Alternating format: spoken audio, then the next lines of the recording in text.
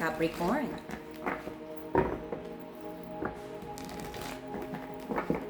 This is a Capricorn Sun, Moon, Rising, and Venus collective reading for the month of July.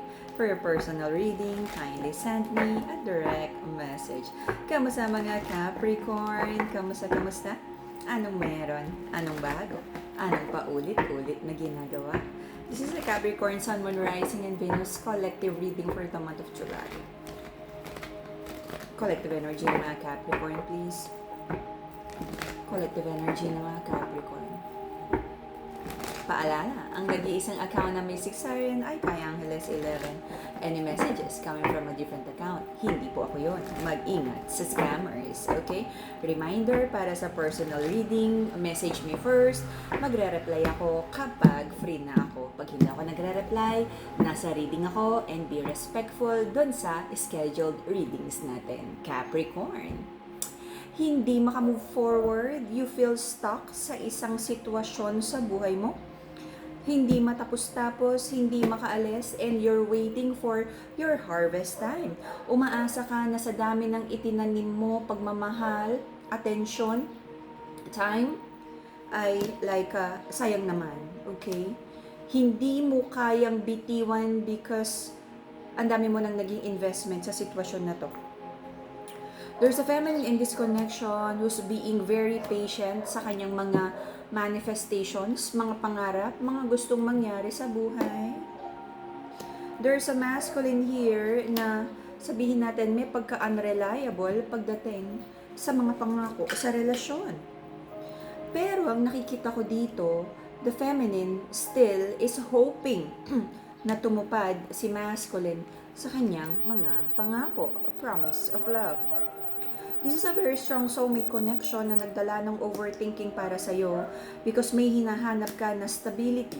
Kung gaano nakatagal to, kung gaano nakarami ang pangako. Sabi mo parang time na siguro para maramdaman mo talaga yung stability ng relationship na to. You feel so unloved, you feel unrequited, pero pinili mong magstay, pinili mo na to walk away, at napakarami mo pa rin questions sa relationship na to. But it feels like unti-unting nagde-detach ang feminine sa connection na to. She wants to take a leap of faith. The feminine in this connection feels so emotional at marami siyang resentment na gustong sabihin sa masculine sa connection na to. Capricorn, it feels like you wanna move forward, you wanna detach already sa mga bagay, sitwasyon, and energies na nagdala ng disappointment sa'yo. At sabi mo, ready ka na sa new beginning and transformation. Hindi madali na kumalas sa relasyon na to. Pero sabi mo, kaysa naman nahihirapan ka, you feel na it's really time for you to detach and walk away from this connection. Okay? We might be dealing with a Cancer, Scorpio, Virgo, Gemini, Aqua, Libra, Sag. Let's see. Capricorn, anong chismis sa ating mga Capricorn? Atras, abante sa mga plano? May hinihintay kang sign kay God. Sabi mo, Lord, bigyan mo ko ng sign. Pag ito nakita mo, magde-decide ka na talaga. Pag ito nakita mo tong effort sa person mo, mag-stay ka. Pag hindi mo nakita, ganito gagawin mo. But, I just wanna ask you, ilang beses ka na bang humingi ng sign? I feel na binigyan ka na ng maraming signs ng universe, ng angels, ng guides, pero hindi ka nakikinig.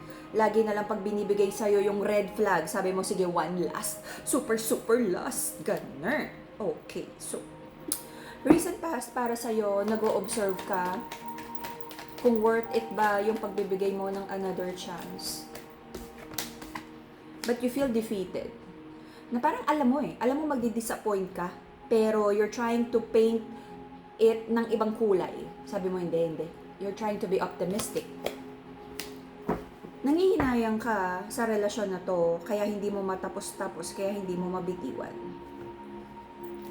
Marami ka rin pinagpe-pray, kapirahan, kabuhayan, malaking blessing.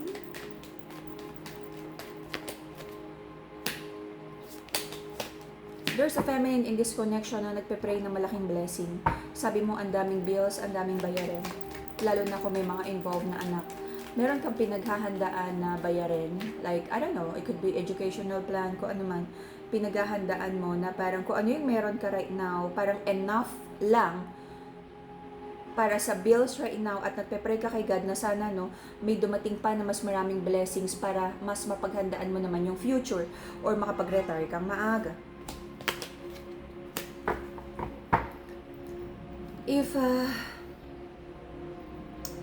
If you're asking for like sustento, pag yung baby daddy mo ang daming excuses, excuse lang yun. Totoo, kaya naman yung magbigay ng tama. Pagdating sa pag-ibig, mukhang may broken promises dito pagdating sa love. It feels so unfair. Pero paulit-ulit mo naman binibigyan ng another chance ang relasyon na to.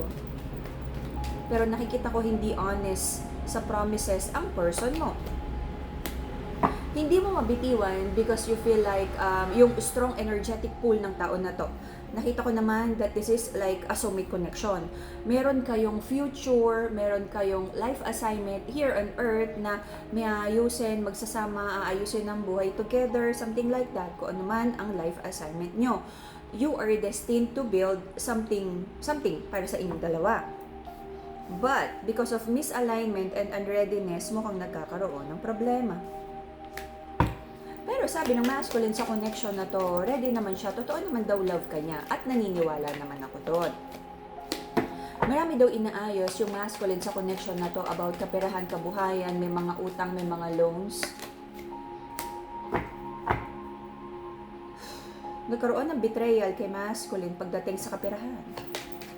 At kumbaga bumabawi pa lang siya, okay?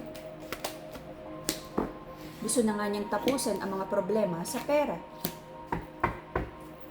Meron ka mga doubts kung dapat pa ba talagang like pagbigyan, tanggapin, bigyan ng chance ang relasyon na to. Meron ka ring iniisip na mga like bagong opportunities pagdating sa trabaho or negosyo. Sabi mo, tama ba na may simulan? Tama ba na bitiwan na to? Or pwedeng pagsabayin mo na yung dalawang trabaho or little business tapos may isa kang like yung main source of income? You're trying to decide. Kaya lang parang may procrastination dito at maraming doubts. Until the end of October, you will do with the judgment card, gagawin mo yung mga alam mong tama para maging mas maayos yung sa financial goals mo. Pero pagdating sa pag-ibig, pipiliin mo pa rin na bigyan to ng another chance. But maaari kang masaktan because you might feel na unrequited ang iyong love. May mga trust issues, duda, if your person is entertaining other yung mga third party. The answer is yes. Meron. Pero sabi ni masculine, ikaw naman daw, official feminine ang pinipili niya. This is more like paghanga or like a casual thing. Kasi naman daw to. But because of like okay, hindi to para sa lahat, but for most of you, may na-involve in the past, may napagselosan, at ine-expect ni official feminine na tapos na ang third party na to, but it feels like hindi pa. At magkakaroon ng confrontation with the masculine, akala ko ba tapos na? Bakit kinakausap mo pa yan? Or bakit magkasama na naman kayo? Okay? So hopefully, matapos na ako ano yung mga disagreements para maayos nyo na to. Wala akong nakikitang hiwalay. Nandito pa rin kayong dalawa. But napakaraming conflict, napakaraming away. Sabi ni masculine, wala naman daw to. But it doesn't matter kung wala lang or meron.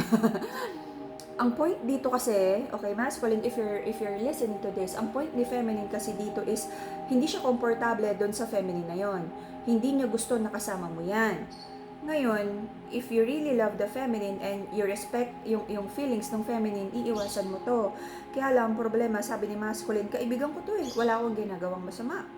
So, parang mas pinipili niya what he feels na tama kesa i-honor or i-respeto yung nararamdaman ni feminine. Just find the balance, okay? May mga conflict, disagreements, and hopefully maayos nyo to. Pero may mga iisipin kung may papasukin na bagong negosyo, mag-a-apply sa trabaho, or may side hustle. Alrighty? And that would be the Capricorn Sun, Moon, Rising, and Venus collective reading for the month of July. See you again in a few days for your bonus reading. And PM me for your personal reading. Alrighty? Bye-bye, Capricorn.